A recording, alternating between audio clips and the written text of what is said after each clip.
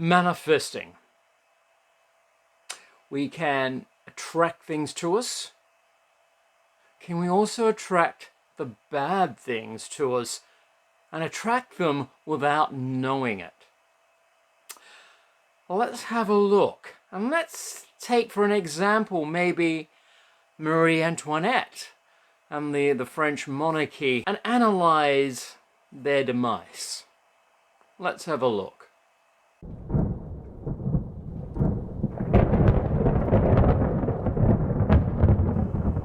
And welcome back to the Bric-a-Brac shop. And this is the portal to the unexplained, the paranormal, and the spiritual. And I'm Tom from the shop. And welcome to this episode. It deals partly with the law of attraction, manifesting, and why do some people attract things to them? Like my other episode on Carole Lombard. Did she attract that plane crash that she was in? Well, what do you think? Have a look. I've put the episode up there so you can have a look. But let's take another example. Marie Antoinette, Queen of France, the Austrian princess. It seemed that once she got to France, to Paris, things just didn't go right for her. Why? Well, let's have a look. Now, don't forget, if you like this episode, please click the like button and tell your friends, share it, post it elsewhere so other people can have a look, and you can share your thoughts with your friends, and you'll help the channel with the algorithms as well. And if it's your first time, welcome. Please subscribe if you haven't subscribed as yet, and press the bell and the notification button as well. And if you really like this episode, you can buy me a drink. All the links are below. Now, getting back to Marie Antoinette, Queen of France. It was such a prestige title when she was growing up to become Queen of France, that you could say was almost the ultimate, because France in the 1700s led the world in culture and prestige. And what more could you want? However, things turned out to be a lot different. They'd hardly known each other until their wedding.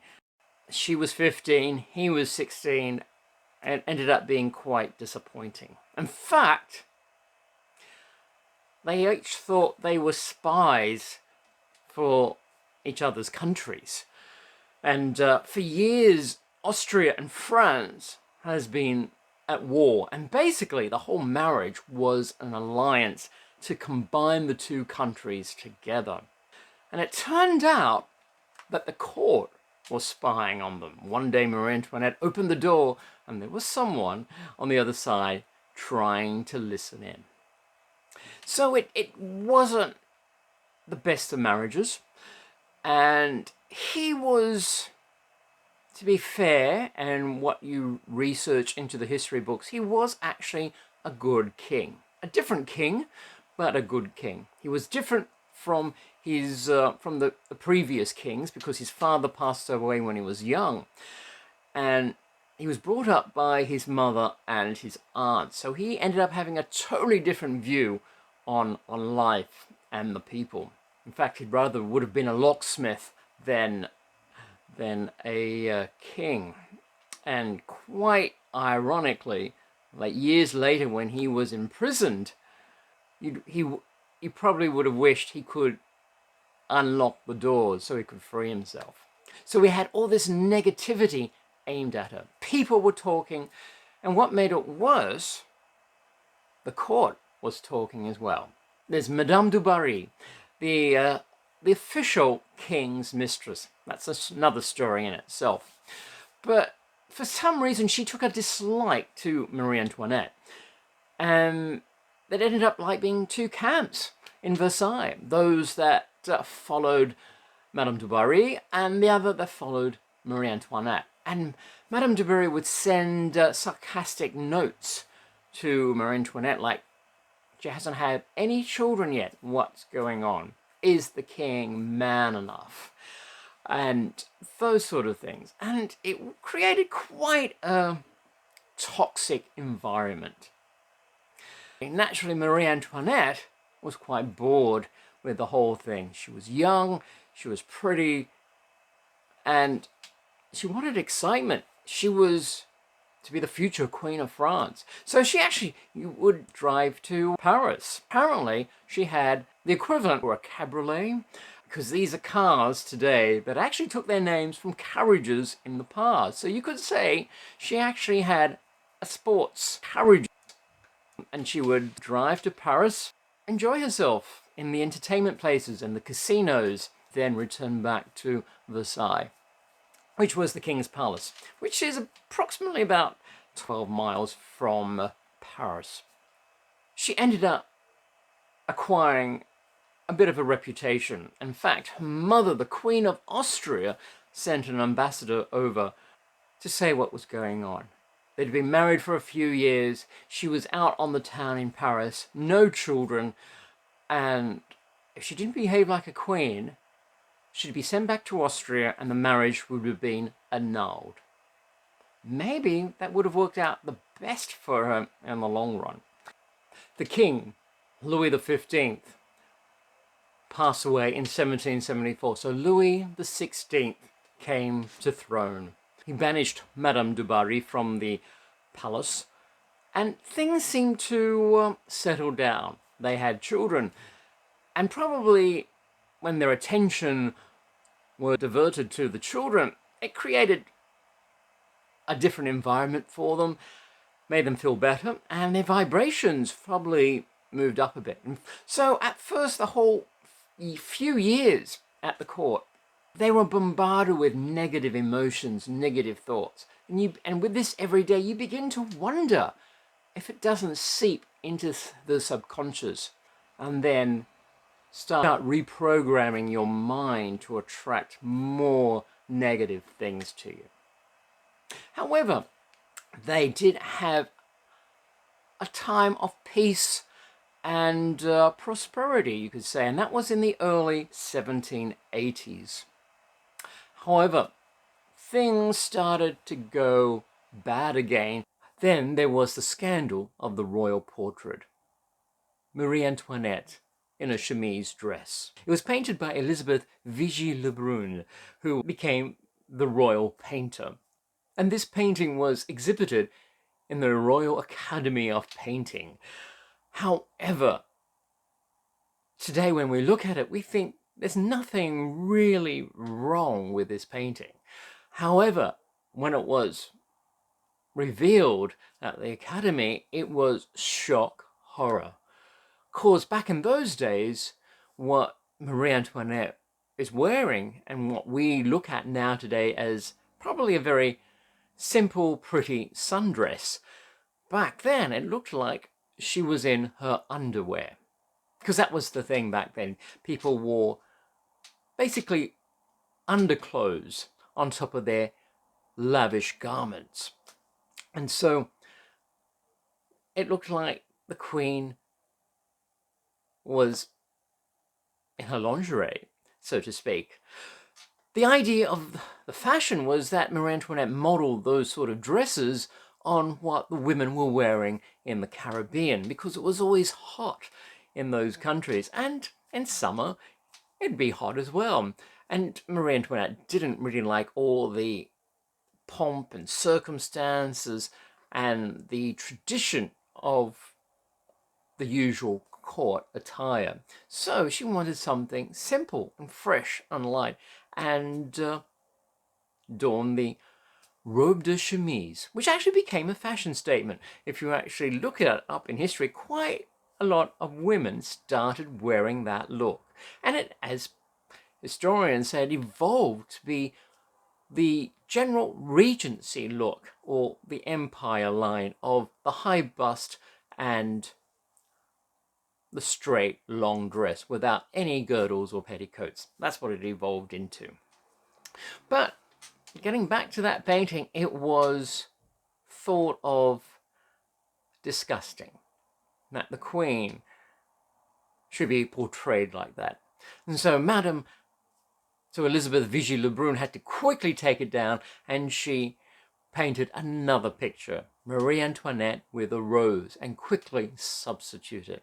However, again, people started talking and tarnished the Queen's reputation yet again. The affair of the diamond necklace, or the scandal of the diamond necklace. Now, the story with that was that Louis XV, the King's grandfather, had commissioned a jeweler to make this exquisite necklace for Madame du Barry. Of course, it takes time to obtain all the jewels for this exquisite necklace.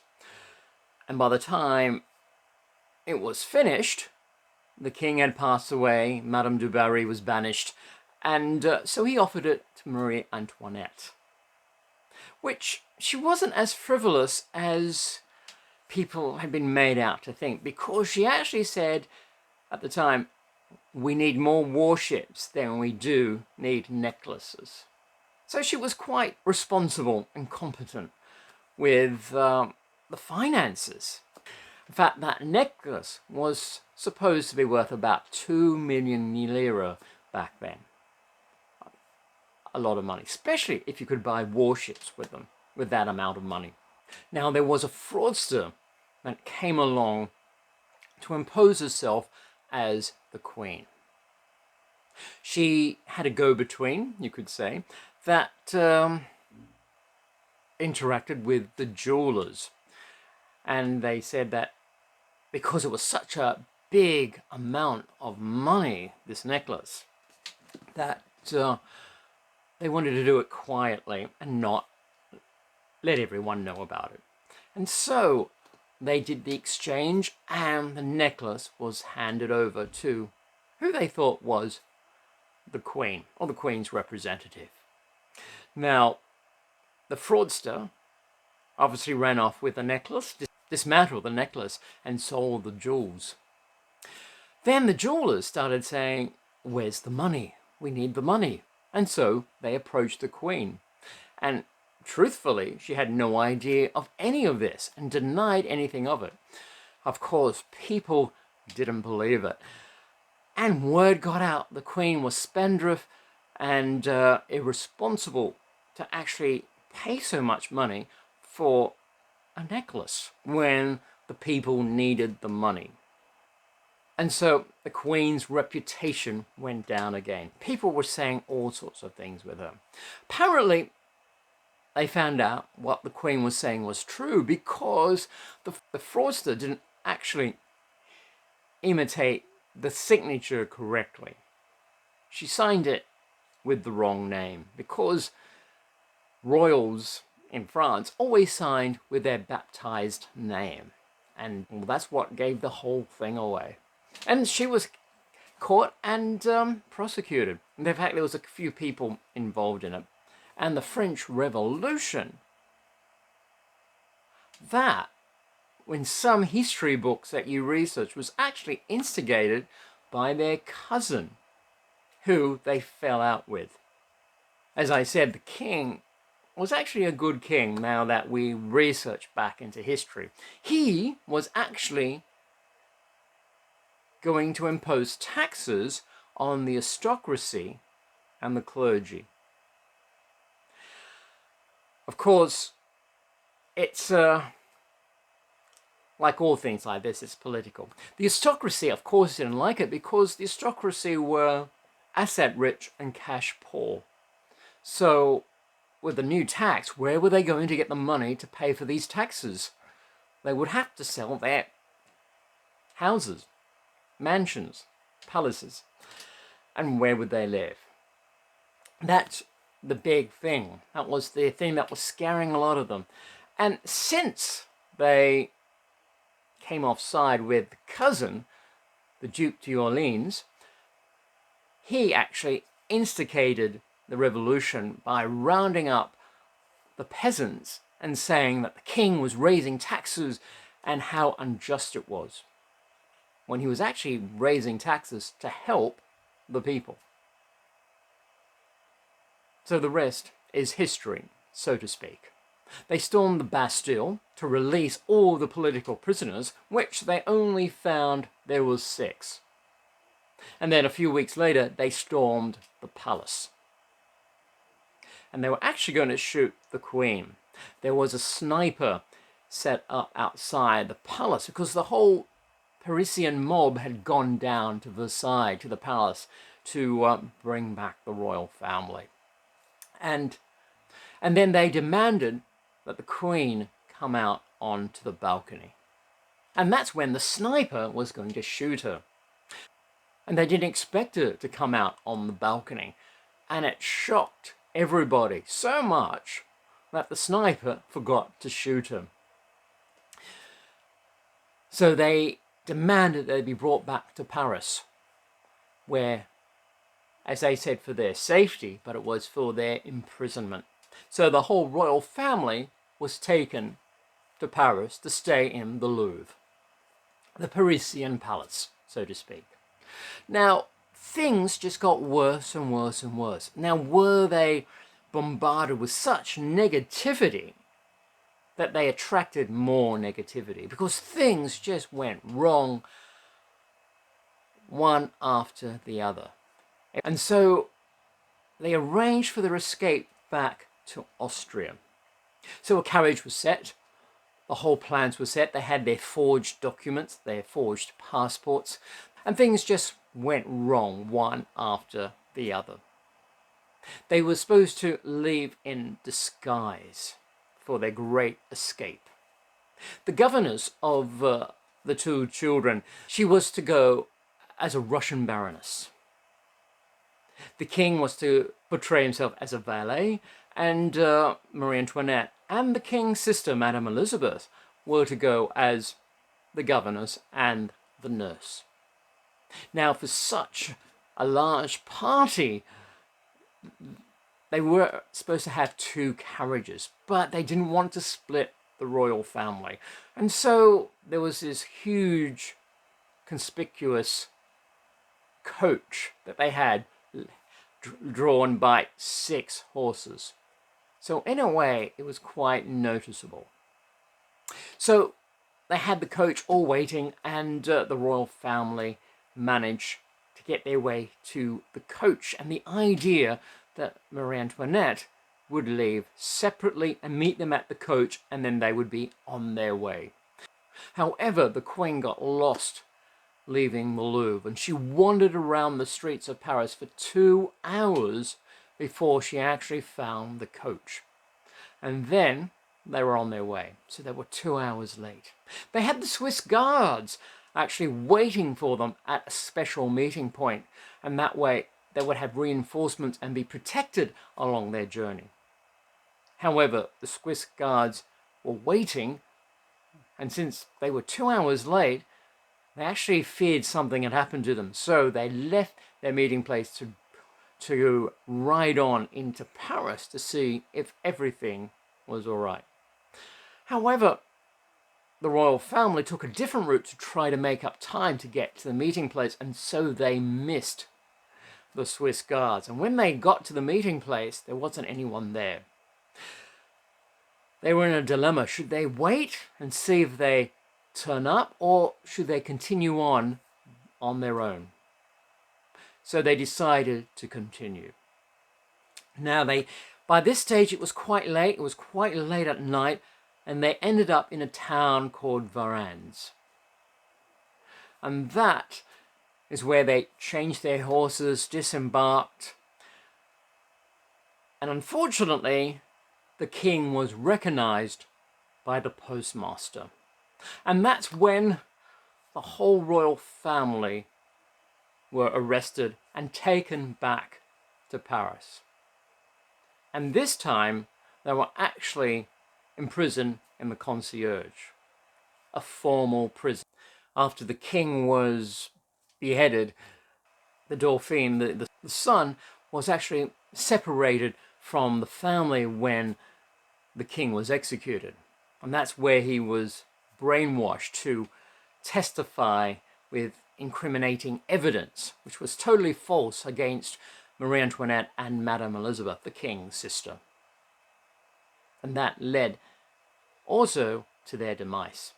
And the son was imprisoned and treated so badly that he ended up dying in prison, so the records say. It was the three of them. There was Marie Antoinette, her daughter, Madame Royal, who was about 14, 15 at the time, and the king's sister, Madame Elizabeth. One stage they were actually separated. They took the queen away to have her own cell, probably so they couldn't instigate any more escapes. However, there was one more attempt to save Marie Antoinette. One of the nobles came to visit, and with a bit of discussion with some of the soldiers, they had it all planned. So the noble came to see Marie Antoinette and then started taking her out. They walked along the corridors right to the door, onto the streets for freedom. And as they were at the door, the last door, one of the soldiers changed his mind about the task and said he couldn't do it, and he wouldn't let her pass. She was so close to the street and freedom, and he changed his mind, and he wouldn't let her pass. And so Marie Antoinette turned around and had to walk back to her cell. Another blow to her. So how come all these series of negative events kept happening, one after the other? Was it because their subconscious was subconsciously reprogrammed with the negative comments and gossip from the people and everybody else, that they thought there was no escape? They couldn't be free from this turmoil. And so when they did escape, their subconscious programming actually attracted more negativity, because everyone there ended up being executed, except for the children. And the only surviving member of the family in that instance was Madame Royal, the daughter of the king and Marie Antoinette. She was about 14 at the time, and she managed probably to get away because she was a girl. And she managed to outlive them all and finally be exchanged for political prisoners with Austria. It's very interesting, though, that she was the only one to survive. Maybe because she was younger and she wasn't bombarded with the negative influences that was going around. Maybe she was protected growing up in the palace. Who knows? And then maybe she had a strong constitution to get her out of prison. What do you think? Do you think our subconscious is reprogrammed by our environment? So if we are bombarded with things that we're not good enough, we'll never amount to anything, we're stupid, well, that goes into our subconscious programming and then carries it out that we do attract those things to make us look stupid and not worthy. And other people do change that because deep down they know they are worthy and can amount to something. So they do break out of that. But for some of the other people, do you think they are just not strong enough or unaware that that's what's happening? And their subconscious begins to believe it and then attracts it to them. What do you think? Because there's a lot of people out there that just have misfortune after misfortune after misfortune. And for some, they begin to realize it, and then things change. And when they start changing their lives around. What do you think? Have you had experiences like that?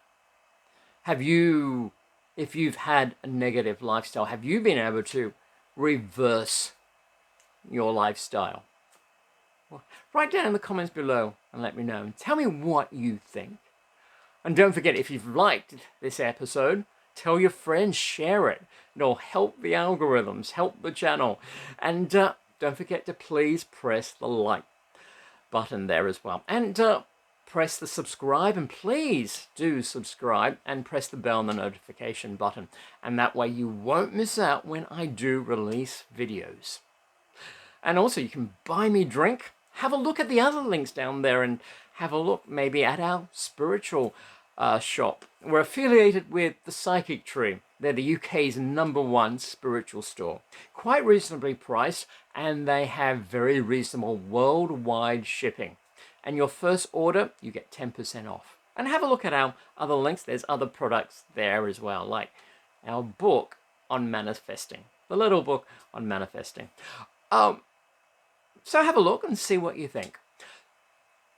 So I hope you've enjoyed this little thought on attracting. So we don't always attract the good things. We can attract the bad things. So we do have to be careful and maybe sometimes have to put up protections. So until next time, it's been good to have you here. Stay well and happy, and I'll see you then. Thank you.